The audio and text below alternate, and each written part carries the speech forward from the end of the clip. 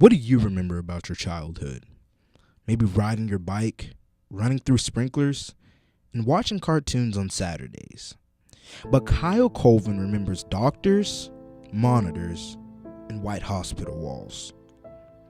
Kyle was diagnosed with cerebral palsy and toxic shock syndrome when he was a kid. Day to day, it doesn't affect me at all. Some people might say, oh yeah, it does because you walk with a limp, but I really don't. I don't look at it that way, and I don't even realize I do. And I ride my bike and fell over and hit my elbow on a spot where I'd already had a sore. And when I did that, it shot infection into my bloodstream. I think the hardest part was that he was turning 10, and we were in the same hospital that he was born in, premature. So just being back in that environment after 10 years was scary. A child is 1,000 times more likely to go pro in baseball than have cerebral palsy and toxic shock syndrome combined. Palsy, also known as CP for short, is a fairly common condition. Unfortunately, it occurs in about 200,000 cases per year. Toxic shock syndrome, unlike cerebral palsy, is actually a rather rare condition. In 2015, there were only 337 cases reported in the entire United States.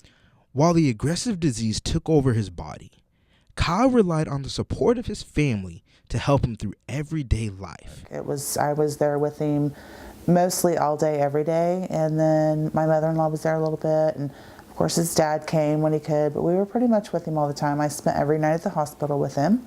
Even on his worst days, Kyle never lost hope. Kyle celebrated his 10th birthday in the hospital with family, friends, and presents. He carries one special gift with him to this day. I was in the hospital with the toxic shock, and kind of a way to kind of distract me from what was going on, even though I didn't know what was going on, was my dad bringing me the cards. Every day he'd go to the gas station and give me some. Kyle's father would come to see him every day, bringing new packs of football cards for him to collect. It more has to do with my dad and him. He helped me get started with this collection. He brought the cards, every day in the hospital. He gave me his own personal collection. Kyle hasn't let the odds against him change his attitude and control his life. Kyle doesn't let anything keep him down.